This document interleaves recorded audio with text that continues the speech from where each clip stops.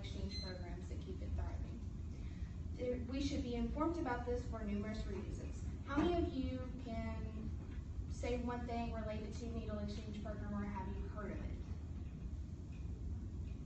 How many of you could probably write an essay or a summary and state it to the class without research? Nobody. Okay. According to Time Magazine online June 24, 2015, there has been outbreaks of injection drug users and several HIV cases.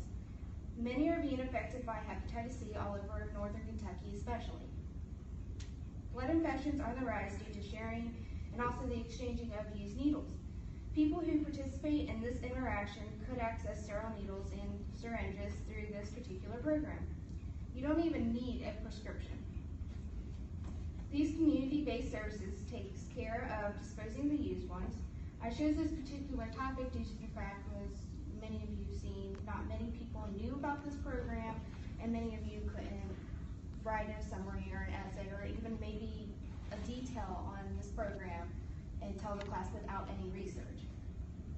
I'm going to educate you about this program through history, lessons on responding to AIDS and the war on drugs, and also the recommendations on the restrictions and bans on research.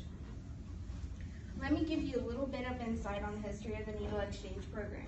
According to PBS.org online posted May 30th, 2006, around the late 1980s and 1990s, legal and illegal NEPs, needle exchange programs, were created in urban areas mainly on the West Coast and also in New York City.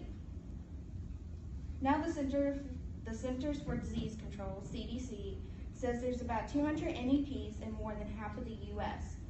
IV drug use seems to be at its peak in urban areas where communities are willing to use them more of a preventative tool.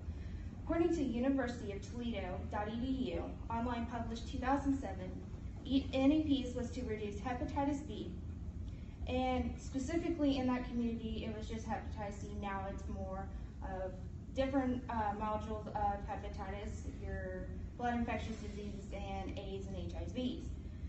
Around 1986, about a year's worth evaluations of NEPs in UK, the United Kingdom, demonstrated effectiveness in reducing the process of diseases. NEPs were established at a much slower rate in the U.S. NEPs first displayed in U.S. Three main categories: illegal but tolerated, illegal underground, and legal. First, illegal programs were handled in state that had no law requiring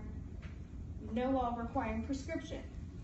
Legal but tolerated ran in state with a required prescription and community